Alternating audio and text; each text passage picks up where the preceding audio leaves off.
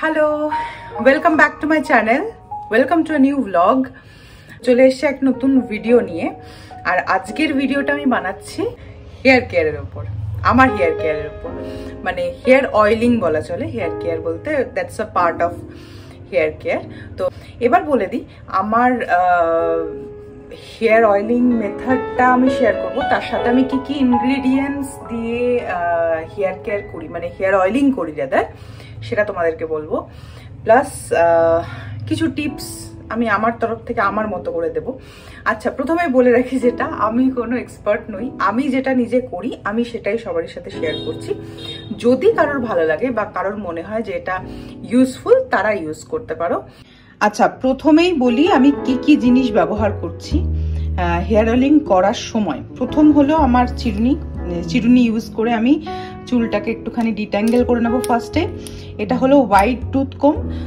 তোমরা যারা white tooth কম use করো তারা জানো যে তার ইউজফুলনেসটা কি, তাও বলে দিচ্ছি। জটটা অনেকটাই ইজিলি ছাড়ানো যায় চুলের। নাম্বার 1। নাম্বার 2, এই হলো আমার তেল যেটা আমি লাগাই, ঠিক আছে? এটার তলায় দেখো মেথি আছে দেওয়া, ঠিক আছে? এই তেলটা হলো আমার বেস অয়েল। এর সাথে আমি ইউজ করব, এই যে দেখো ক্যাস্টর অয়েল আছে, ক্যাস্টর অয়েলটা ইউজ করব। তার সাথে আমার দুটো এসেনশিয়াল অয়েল আছে, তার মধ্যে একটা হলো টি ট্রি অয়েল আর একটা হলো রোজমেরি। এই দুটো এসেনশিয়াল অয়েল আমি ইউজ করব।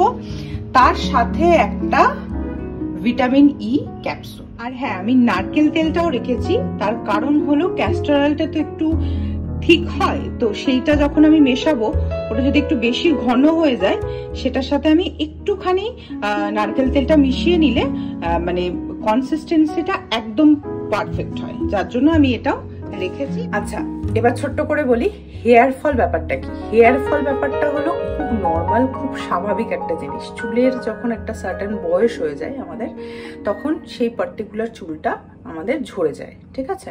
আর দিনে 50 থেকে 100টা চুল পড়া ভীষণ নর্মাল এবং স্বাভাবিক, ঠিক আছে? এটা আমি বলছি না, যে কোনো স্কিন বা হেয়ার স্পেশালিস্ট যারা রয়েছেন তারা এই কথাটা কিন্তু বলেন। কিন্তু তার থেকে বেশি যখন হয়, বা দেখবে বর্ষাকালে একটুখানি বেশি চুল পড়ে বা শীতকালে একটুখানি বেশি চুল পড়ে, বর্ষাকালে যেহেতু একটা ড্যাম্প ওয়েদার থাকে, মানে ভেজা ভেজা চারিদিকটা থাকে, চুলের গোড়াটাও ভেজা থাকে, বা শীতকালে যদি ড্যান্ড্রাফ হয়, তো সেই কারণে অনেক সময় চুল পড়ে, ঠিক আছে? বিভিন্ন রকম কারণে বিভিন্ন রকম ভাবে মানে চুল পড়ে আমাদের। তো সেইটা যখন দেখছো যে কাউন্টটা ওই 50-100-র উপরে উঠে যাচ্ছে বা বেশি হচ্ছে, তখন আমার মনে হয় একটুখানি যত্ন নেওয়া দরকার বা বোঝা দরকার কি জন্য হেয়ার ফলটা হচ্ছে। হেয়ার ফলটা প্রলং, মানে অনেক দিন ধরে হচ্ছে, মানে 6 মাস ধরে হচ্ছে, 1 বছর ধরে হচ্ছে, তখন আমার মনে হয় ডাক্তারের সাথে কনসাল্ট করাটা খুব ইম্পর্ট্যান্ট।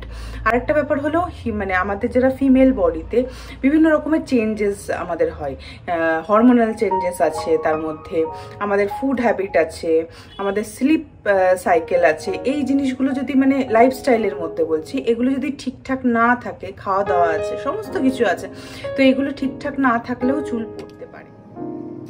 তেল মেশানোর সময় আমি 2 চামচ বেস অয়েলটা নিয়েছি, তার সাথে আমি হাফ চামচ মতো ক্যাস্টর অয়েল নেব, কারণ ক্যাস্টর অয়েল অনেকটাই ঘন হয়। আর তার সাথে 3-4 ড্রপ করে এসেনশিয়াল অয়েলসগুলো মেশাবো, তার সাথে ইভিয়ান ক্যাপসুলটা। আচ্ছা, হয়ে গেছে আমার তেল মিক্স করা। এবার আমি করব কি, এই যে জট ছাড়াবো ফার্স্ট। আর তার আগে বলে দিই আমার চুলের যে টাইপটা একটুখানি দেখিয়ে দিই কাছ থেকে ভালো করে। আমার কার্লি হেয়ার, কার্লি আর ওয়েভি, মানে ওই মিক্সচার একটা। এই যে এই হলো আমার টেক্সচার চুলের, মানে এইরকম। আর আমার চুল এই মোটামুটি ঘাড় অব্দি, আমি পেছন থেকে দেখিয়ে দিচ্ছি, এতটা লম্বা, ঠিক আছে? আর মোটামুটি ঠিক, খুব ঠিক না আবার খুব কমন, ঠিক আছে? আমার ছোটবেলায় চুল আরো অনেক অনেক ঠিক ছিল, আমার নিজের দোষে নষ্ট হয়ে গেছে, সেটার কিছু করার নেই। এখন যেটুকু আছে সেটাকে ধরে রাখার চেষ্টা করছি, মেনটেন করার চেষ্টা করছি। আচ্ছা, আমার মিডল পার্টিং করাই ছিল, তার সাথে সাথে আমি চুলটাকে দুভাগে ভাগ করে নিচ্ছি। আর জটটা ছাড়ানো শুরু করছি একদম নিচ পোর্শন থেকে, সেটাই করা উচিত। চুলটাকে একটা টাইট করে হাতে ধরে নিয়ে, মুঠোর মধ্যে ধরে নিয়ে তারপরে নিচ থেকে জট ছাড়াতে হয়, তাতে তাড়াতাড়ি জট ছেড়ে যায় আর ওপরের জটগুলো নিচের দিকে নেমে আসে না। আর একটা সুবিধা কি হয়, চুলটাও অনেকটাই কম পড়ে। আচ্ছা, এবার আমি অ্যাপ্লিকেশনটা শুরু করছি। এই যে অল্প অল্প করে নেব, হাতের তালুর মধ্যে ঘষে অ্যাপ্লাই করব। হেয়ার অয়েলিং করতে করতে আমি তোমাদের সাথে কিছু ছোট্ট ছোট্ট করে টিপস শেয়ার করে দিচ্ছি, যেগুলো আমি জানি বা আমি ফলো করি বলতে পারো।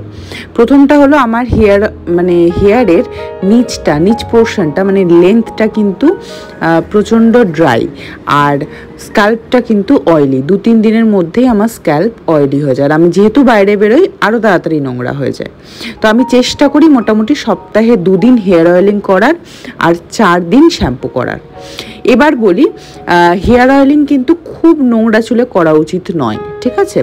আমি চেষ্টা করি একদিন শ্যাম্পু করলাম, তার ঠিক পরের দিনই হেয়ার অয়েলিং করে নেওয়ার, তাহলে মোটামুটি চুলটা আমার পরিষ্কার থাকে এবং তাতে হেয়ার অয়েলিং করলে বেনিফিটটাও অনেকটা বেশি পাওয়া যায়।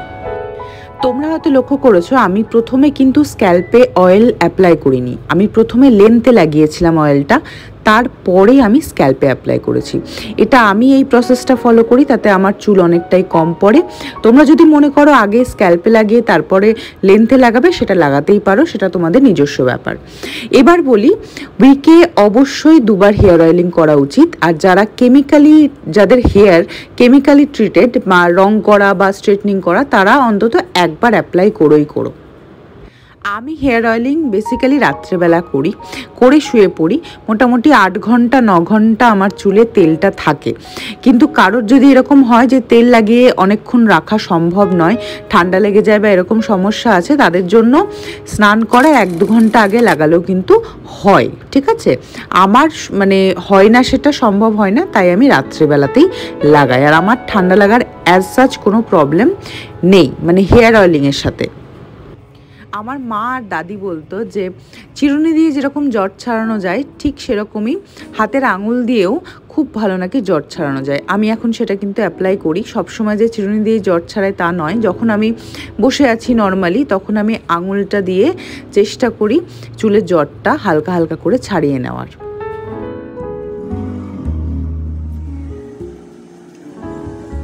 হেয়ার অয়েলিং ডান, আশা করি বুঝতে পারছো। চপে করে তেল দিয়েছি আমি একদম। এবার বলে দিই কয়েকটা কথা, যেটা মাথায় রাখাটা খুব জরুরি, যে আমরা বাইরে থেকে যাই চুলের মধ্যে অ্যাপ্লাই করি না কেন, তেল দিই বা মাস্ক লাগাই বা যাই করি না কেন, আমাদের ভেতরের সিস্টেমটা যদি ঠিক না থাকে, তাহলে হেয়ার ফল কিন্তু বন্ধ হবে না। তো আমার মনে হয়, যেটা একটু আগেও আমি বলেছি তোমাদেরকে, হেয়ার ফল হয় কেন, সেই সময় বললাম যখন, তো খাওয়া দাওয়াটা একটুখানি মেনটেন করা, এক্সারসাইজ করা, নর্মাল যেমন হাঁটতেও পারো তোমরা, নর্মাল হাঁটাটাও একটা ভালো এক্সারসাইজ, তো সেটাও করতে পারো। যদি জিম বা এই ধরনের কিছু, বা যোগা তো যারা করে তাদের জন্য খুবই ভালো, খুবই ভালো, অ্যামেজিং যোগা করা। বা তার সাথে জিমিংটাও খুব ভালো একটা জিনিস। এই সবটাই তোমার দরকার, তোমার হেয়ার বা স্কিনকে মেনটেন করার জন্য। তার সাথে তো ফুড হ্যাবিট আছে, কখন খাবার খাচ্ছ, কতটা অ্যামাউন্ট খাচ্ছ, কি খাচ্ছ না খাচ্ছ, সবটাই বোঝা উচিত যদি তোমার স্কিন আর হেয়ারকে মেনটেন করতে হয়। আচ্ছা, এবার বলে দিই, তেল লাগানোর সাথে সাথেই অনেকে চুলটা বেঁধে নেয়, আমি সেটা করি না, ঠিক আছে? এটা আমার সাথে অনেকে একমত নাও হতে পারে, কারণ তেল লাগানোর পরপরই না আমাদের চুলের গোড়াটা কিন্তু আবার নরম হয়ে যায়, ঠিক আছে? তখনই যদি আমি টেনে চুলটা বাঁধি বা বেঁধে নিই সঙ্গে সঙ্গে, তাহলে কি হয়, ওই আবার হেয়ার ফল হওয়ার চান্সেস থাকে। এটা সবার ক্ষেত্রে নাও হতে পারে, বাট আমার ক্ষেত্রে হয় বলে আমি করি না। আমি ঘন্টাখানেক মতো খোলা রেখে তারপর একটা ছোট পান করে ঘুমিয়ে যাই।